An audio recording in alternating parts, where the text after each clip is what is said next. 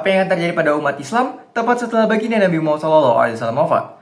Oke, pada tahun 632 Masehi, dunia Islam kehilangan seorang sosok yang selama ini menjadi seorang pemimpin, hakim, bahkan tempat bertanya.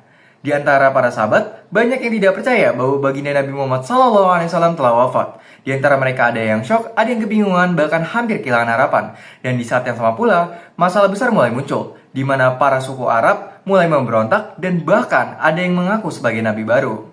Dan dari sinilah dimulai masa kepemimpinan para khalifah yang penuh dengan dinamika, konflik, dan ujian besar. Yang tentunya di titik ini umat Islam akan diuji apakah mereka akan terpecah atau tetap bersatu. Namun pada video kali ini kita hanya akan memfokuskan diri pada masa kepemimpinan Khalifah Ali bin Abi Thalib. Tahukah kamu ada sosok dalam sejarah Islam yang dikenal karena keberanian dan kecerdasannya? Ialah Ali bin Abi Thalib, sepupu sekaligus menantu dari Nabi Muhammad SAW dan Khalifah keempat Khulafaur Rasyidin.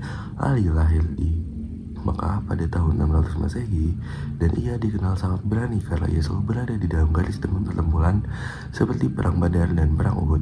Tak hanya itu, Ali juga terkenal karena ilmu yang mendalam tentang Al-Quran dan hukum Islam.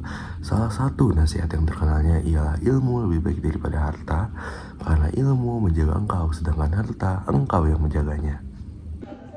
Pada masa kepemimpinan Ali bin Abi Thalib, sumber hukum Islam tetap berlandaskan pada Al-Quran sebagai pedoman utama, serta sunnah Nabi dari Muhammad sebagai penjelasnya. Namun, dalam menghadapi persoalan baru akibat kondisi politik yang kompleks, Ali juga mengandalkan ijtihad, seperti kias dan pertimbangan rasional, untuk mencapai keadilan. Selain itu, ijma' sahabat tetap digunakan meskipun terbatas. Dengan demikian, sumber hukum pada masa ini tidak hanya bersifat tekstual, tetapi juga menekankan keadilan dan penalaran yang kontekstual. Memasuki masa Khalifah Ali bin Abi Thalib, fikih memiliki karakteristik yang sangat unik. Ali membawakan pendekatan ijtihad rasional yang kuat. Beliau dikenal sebagai babul ilmi yang tidak hanya berfokus pada tekstual, tetapi juga sangat memperhatikan aspek kemaslahatan dan konteks sosial. Salah satu ciri khas pada masa ini adalah inovasi hukum pada kasus-kasus yang belum diatur pada zaman Nabi. Fikih Ali juga menjadi fondasi lahirnya metode qiyas dan istinbat yang mendalam, yang nantinya sangat mempengaruhi mazhab-mazhab besar di kemudian hari. Pada masa kepemimpinan Ali bin Abi Thalib, praktik hukum terlihat melalui pemberian fatwa dan pelaksanaan peradilan yang menekankan keadilan, kehati-hatian, serta kesetaraan di hadapan hukum. Dalam berfatwa, Ali sangat berpegang pada Al-Quran dan Sunnah, serta menggunakan ijtihad ketika tidak ditemukan dalil yang jelas. Dalam peradilan, ia dikenal tegas tetapi adil. Bahkan ia tidak membeda-bedakan antara rakyat biasa dengan pejabat. Prinsip-prinsip ini kemudian tercermin dalam berbagai keputusan hukum yang nyata yang diambilnya dalam kasus-kasus konkret yang selanjutnya akan dibahas. Izin melanjutkan, pada masa kepemimpinan Ali bin Abi Thalib, Ali membuat salah satu keputusan yang paling penting pada saat masa kepemimpinannya, yaitu ia memindahkan ibu kota dari Madinah ke Kufah, Irak. Salah satu alasan yang paling kuat memindahkan ibu kota dari Madinah ke Kufah adalah karena aspek politik dan juga militer.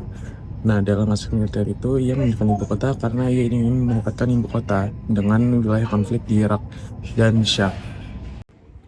Dan disinilah kontribusi terbesar Khalifah Ali bin Abi Thalib.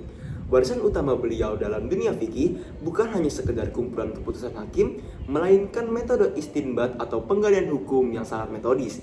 Di tengah masyarakat yang mulai kompleks, Ali bin Abi Thalib mengajarkan bagaimana prinsip universal Al-Quran diterapkan pada masalah-masalah kontemporer, serta pemikiran rasional dan sistematis beliau inilah yang kemudian menjadi fondasi kuat bagi lahirnya mazhab-mazhab besar dalam Islam.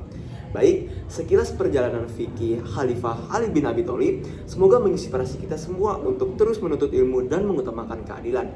Saya Farel, mewakili kelompok, pamit undur diri. Wassalamualaikum warahmatullahi wabarakatuh.